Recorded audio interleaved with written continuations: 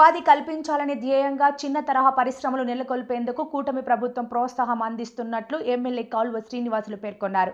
ఆదివారం కనేకల్ క్రాసింగ్ శివారు అయోధ్య వద్ద PMEGP కింద చాంద్ చంద్ర అనే యువకులకు మంజూరైన ఇటుకల తయారీ కేంద్రాన్ని ప్రారంభించారు.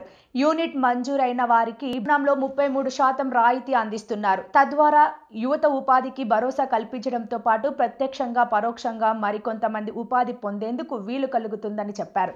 కార్యక్రమంలో తేదేపా మండల కన్వీనర్ లాలెప్ప, మాజీ ఉప సర్పంచ్ ఆనందరాజు, నాయకులు మరియప్ప, శేషప్ప, రమేష్, ఆది, బసవరాజు, సుదర్శన, చంద్రశేఖర్ గుప్తా, పన్నారెడ్డి, ఎంషి శర్మాస్, మహబూబ్ సాబ్, నాగప్ప, నాగభూషణ, గోపాల్ రెడ్డి, వహబ్ సాబ్, ఫక్రుద్దీన్ తదితరులు పాల్గొన్నారు.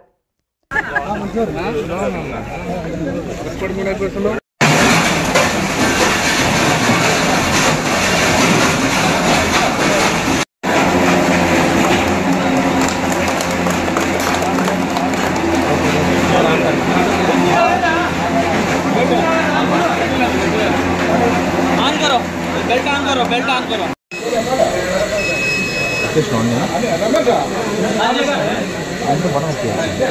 अरे चंद